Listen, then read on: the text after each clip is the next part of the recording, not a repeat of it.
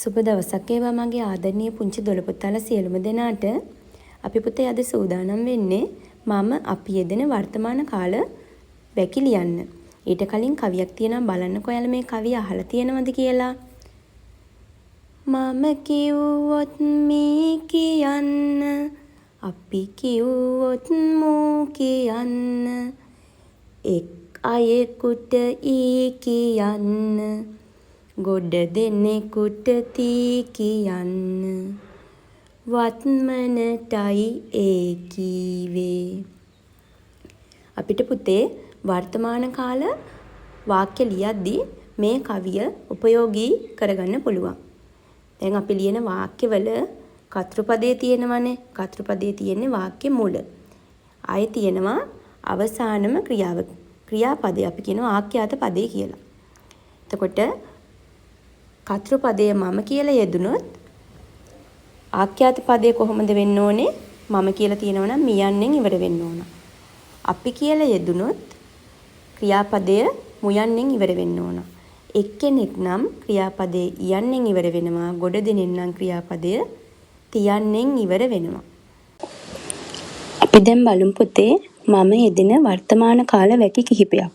බලන්නකො පළවෙනි එක මම ගමට යමි. එතකොට මෙතන කතෘපදයේ මම.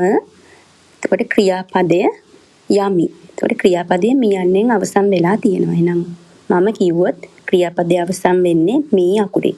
දෙවෙනි වාක්‍ය බලන්න මම පාඩම් කරමි. එතකොට මෙතනත් කතෘපදයේ මම ක්‍රියාපදය කරමි. එතකොට ක්‍රියාපදයේ මියන්නෙන් අවසන් වෙලා තියෙනවා. තුන්වෙනි වාක්‍යයත් බලන්නකෝ මම මල් කඩමි. මෙතනත් කතෘපදයේ මම. එතකොට කඩමි කියලා ක්‍රියාපදයේ මියන්නෙන් අවසන් වෙලා තියෙනවා. මම බත් කමි. මම පාසල් යමි. මම ගීතයක් ගයමි. හොඳට මතක තියාගන්න පුතේ. එහෙනම් මම යෙදිලා තියෙන වාක්‍යවල ක්‍රියාපදයේ අවසන් වෙන්නේ මේ අකුරින්. අපි දැන් බලමු අපි යෙදෙන වාක්‍ය කොහොමද ලියන්නේ කියලා. කලින් වාක්‍ය 6යි තියෙන්නේ පුතේ. එතන මම කියන වචන වෙනුවට අපි යොදලා තියෙන්නේ. අපි බලමු එහෙනම් පළවෙනි වාක්‍යය. අපි ගමට යමු. එතකොට අපි කියලා යෙදෙනවා නම් පුතේ වාක්‍යයේ ක්‍රියාපදයේ අවසන් වෙන්නේ මූ අකුරෙන්. එහෙනම් අපි ගමට යමි කියන්නේ නැහැ. යමු. අපි ගමට යමු. දෙවෙනි වාක්‍ය බලන්න. අපි පාඩම් කරමු. නම් අපි කියලා යෙදෙනවා නම් ක්‍රියාපදයේ මුයන්නෙන් ඉවර වෙන්න ඕනේ. තුන්වෙනි වාක්‍ය බලන්න. අපි මල් කඩමු. හතරවෙනි වාක්‍ය බලන්න. අපි බත් කමු. පස්වෙනි වාක්‍යයත් බලන්නකෝ. අපි පාසල් යමු. හයවෙනි වාක්‍ය අපි ගීතයක් ගයමු.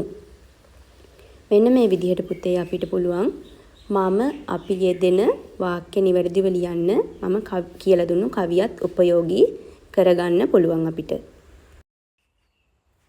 ඔයාලට තියෙන පුතේ පුංචි අභ්‍යාසයක්. ඔයාලා මේ අභ්‍යාසය ඔයගොල්ලන්ගේ දෙමාපියොත් එක්ක එකතු වෙලා කරන්න.